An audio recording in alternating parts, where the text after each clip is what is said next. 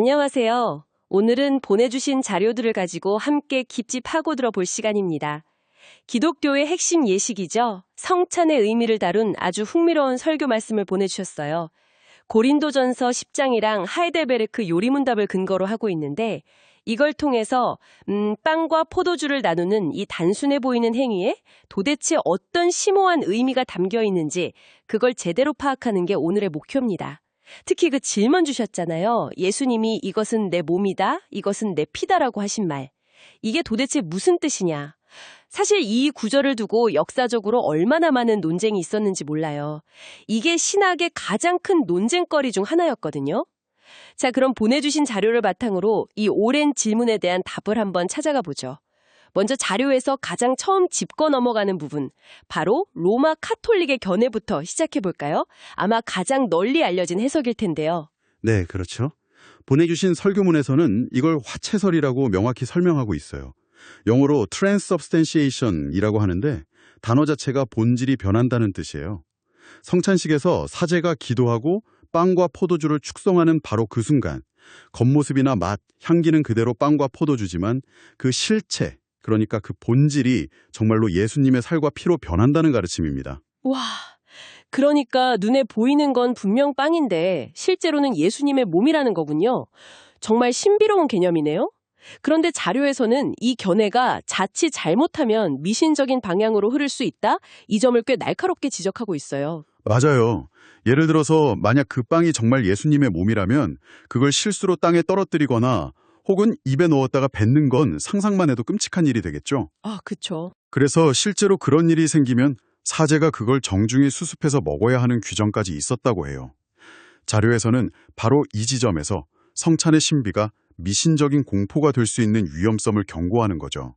신성한 예식이 아니라 마치 무슨 마법적인 물건을 다루는 것처럼 변질될 수 있다는 거예요. 그렇군요. 하나의 극단적인 해석으로 볼 수도 있겠네요. 그럼 여기에 반발해서 등장한 개신교, 종교개혁가들은 이걸 어떻게 봤을까요? 보내주신 자료를 보니까 개신교 안에서도 의견이 하나가 아니더라고요. 이 부분이 정말 흥미로웠어요. 루터파의 견해는 또 다르다고요? 네, 루터의 해석은 공제설이라고 불려요. 말 그대로 함께 존재한다는 뜻이죠. 자료에 나온 비유가 정말 이해하기 쉬운데요. 뜨겁게 달궈진 쇠를 생각해 보시면 돼요. 아, 뜨거운 새요? 네, 그 쇠 안에는 쇠의 성질도 그대로 있고 동시에 불의 뜨거운 성질도 함께 들어있잖아요. 그것처럼 성찬의 빵과 포도주 위에, 그 안에, 그리고 그것과 함께 예수님의 몸과 피가 실제로 임재한다는 거예요. 본질이 변하는 건 아니지만 그리스도께서 그 자리에 실제로 함께 계신다는 거죠. 잠깐만요. 들어보면 화채설이랑 비슷하면서도 다른데 여전히 예수님의 몸이 그 빵과 함께 실제로 존재한다는 거잖아요. 그런데 자료는 여기에 아주 중요한 신학적인 질문을 던지더라고요. 이게 왜 문제가 될 수 있다는 거죠. 바로 그 지점이 핵심입니다. 만약 예수님의 인간으로서의 몸이 전 세계 모든 교회의 성찬상 위에 동시에 존재할 수 있다면 그건 시간과 공간의 제약을 뛰어넘는다는 거잖아요. 네, 그렇죠. 이건 본래 하나님의 속성, 그러니까 신성의 특징이거든요. 무한하고 어디에나 계시는 것. 그러니까 예수님의 인성이 신성처럼 무한해져 버리면 우리와 똑같은 유한한 인간으로서 우리의 죄를 대신 짊어지셨다는 그 기독교의 핵심 교리가 흔들릴 수 있다는 거군요. 우리랑 똑같은 사람이 아니라 거의 신처럼 되어버리니까요. 와, 정말 깊은 신학적 통찰이네요. 정확합니다. 그래서 루터의 입장을 따르지 않는 다른 개혁가들은 이 문제를 아주 심각하게 본 거죠. 자, 그럼 한쪽에는 신비주의에 가까운 해석이 있고 다른 한쪽에는 신학적 난제가 있는 해석이 있네요. 그럼 이 모든 신비로움을 싹 걷어낸 아주 단순하고 명료한 해석도 있지 않았을까요? 아마 오늘날 많은 분들이 생각하는 방식일 것 같은데요. 네, 바로 그게 상징설 또는 기념설이라고 불리는 견해예요. 보내주신 자료에 따르면 제세례파로부터 시작된 이 관점이 오늘날 많은 교회, 특히 한국의 많은 복음주의 교회에서 보편적으로 받아들여지고 있다고 해요. 말 그대로 빵과 포도주는 예수님의 몸과 피를 상징하는 것일 뿐 그 이상도 이하도 아니라는 겁니다. 예수님의 희생을 기억하고 기념하기 위한 뭐랄까 시청각 자료 같은 거죠. 그게 가장 이해하기 쉽고 합리적으로 들리기는 하네요. 그런데 보내주신 설교문은 이 관점에도 아주 강한 경고를 보내고 있어요. 성찬을 너무 가볍게 만들 수 있는 위험이 있다고요. 맞아요. 단순히 기념하는 것이라고 생각하면 그 가치가 크게 떨어질 수 있다는 거죠. 설교를 듣는 것도 성경을 읽는 것도 다 예수님을 기억하는 행위잖아요. 아, 네. 그럼 성찬이 그것들과 대체 뭐가 다르냐? 이런 질문이 생기는 거예요. 굳이 번거롭게 빵이랑 포도주 준비해서 나눠 먹을 필요성을 크게 느끼지 못하게 되는 거죠. 아, 그래서 실제로 많은 교회가 1년에 한두 번? 예를 들어 부활절이나 성탄절에만 성찬을 하게 되는 경향이 생겼다고 자료는 분석하네요. 원래 초대교회에서는 매주 모일 때마다 했던 핵심적인 예식이었는데 말이죠. 한쪽은 미신으로 흐를 위험이 있고 다른 쪽은 아예 무시될 위험이 있군요. 정말 양극단이네요. 네.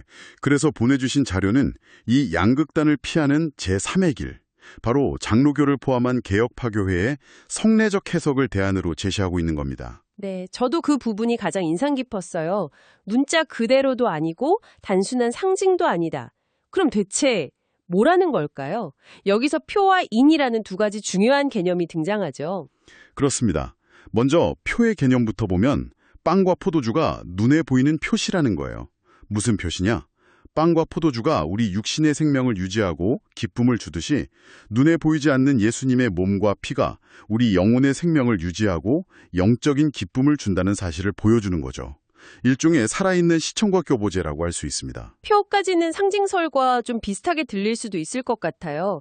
그런데 이 설교문에서 정말 강조하는 건 인, 즉 도장으로서의 역할이었어요. 이 부분이 이 해석의 핵심인 것 같더라고요. 정확해요. 인이라는 개념이 모든 걸 바꿔놓습니다. 옛날에 왕이 칙령을 내리고 마지막에 옥새를 꽝 찍잖아요. 아, 그렇죠. 그 도장이 찍히는 순간 그 칙령의 모든 내용이 공식적으로 효력을 발휘하고 수신자에게 적용되는 거죠. 성찬이 바로 그런 역할을 한다는 겁니다. 십자가에서 예수님이 이루신 모든 구원의 은혜, 용서, 영원한 생명이 바로 당신의 것이라고 하나님이 친히 도장을 찍어서 확증해 주시는 행위라는 거예요.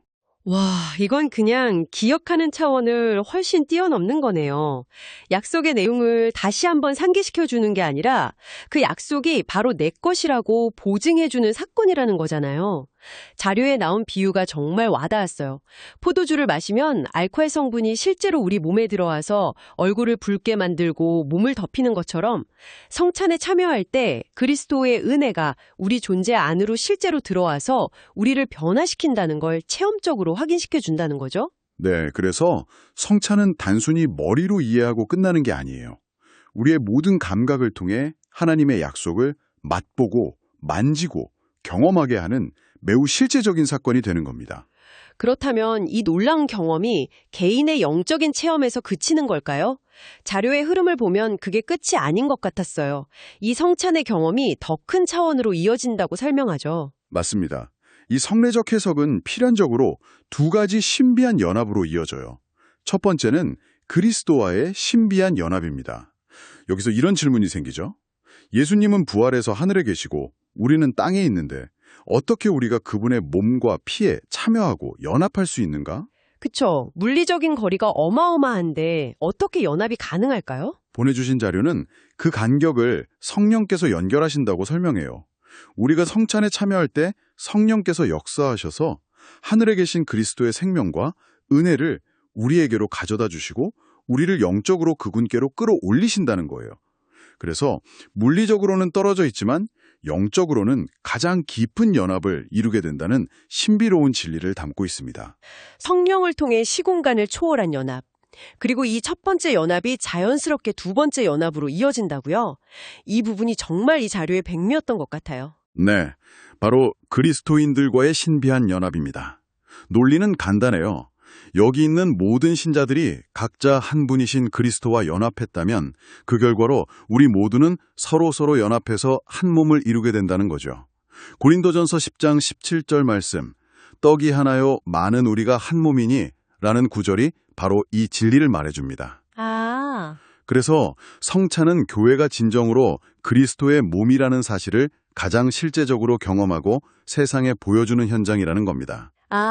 여기서 그 기가 막힌 비유가 나왔죠. 우리가 무의식 중에 손가락으로 가려운 코를 긁는 비유요. 이거 정말 인상적이었어요. 그렇죠. 손가락이 코를 긁어주면서 내가 너를 위해 희생했으니 알아달라고 생색내지 않잖아요? 네, 전혀요. 반대로 코도 손가락의 도움을 받았다고 부끄러워하거나 비쳤다고 생각하지 않고요. 왜냐하면 그냥 한 몸이니까요. 지체로서 당연하고 자연스럽게 서로를 돕는 거죠.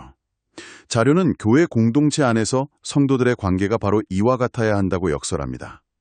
성찬상에 함께 앉아 한 떡을 떼고 한 잔을 나누는 행위는 우리가 바로 그런 운명 공동체라는 것을 선포하고 확인하는 시간이라는 거예요. 와, 정말 그러네요. 결국 성찬이라는 하나의 예식을 어떻게 이해하느냐에 따라 개인의 신앙 체험은 물론이고 교회 공동체의 정체성 자체가 완전히 달라질 수 있겠어요.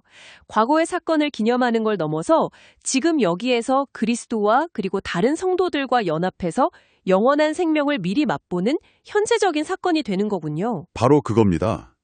그래서 보내주신 설교문이 마지막에 온라인 예배만으로 신앙생활을 하려는 태도를 왜 그렇게 강하게 비판했는지 이제 이해가 되실 거예요. 맞아요. 종교적 자위행위라는 아주 강한 표현까지 썼죠. 몸의 실제적인 생명과 교제 없이 개인적인 영적 만족감만 추구하는 것은 성찬이 보여주는 공동체적 진리와 정면으로 배치된다는 비판이었어요. 그렇습니다. 성찬은 교회가 왜 세상의 다른 동호회나 사교 모임과 근본적으로 다른지를 보여주는 핵심적인 정체성이에요. 단순히 취미나 가치관이 같은 사람들이 모인 곳이 아니라 생명의 떡과 잔을 함께 나눔으로써 그리스도 안에 참된 생명이 있다는 것을 세상에 증거하는 생명 공동체라는 것을 보여주는 거죠. 오늘 보내주신 자료 덕분에 빵과 포도주라는 지극히 일상적인 음식이 얼마나 놀랍고 심오한 의미를 담을 수 있는지 다시 한번 깨닫게 됐습니다. 단순한 종교의식을 넘어서 한 공동체의 정체성을 형성하고 생명을 나누고 서로의 관계를 규정하는 중심축 역할을 하는 거였네요. 여기서 우리가 한 걸음 더 나아가 생각해 볼 질문을 던져볼 수 있을 것 같아요. 보내주신 자료는 성찬을 통해 형성되는 교회의 내비적 연합을 굉장히 강조했잖아요. 네, 맞아요. 그렇다면 이토록 특별하고 어떻게 보면 배타적이기까지 한 식탁 교제를 통해 강력한 내부 결속을 다지는 공동체는 그 식탁 밖에 있는 세상과는 어떤 방식으로 관계를 맺어야 할까요? 이 강력한 연합의 에너지가 세상을 향한 벽을 더 높이 쌓는 데 쓰일지 아니면 세상을 섬기는 다리를 놓는 데 쓰일지 그건 또 다른 중요한 질문인 것 같습니다. 한 번쯤 깊이 고민해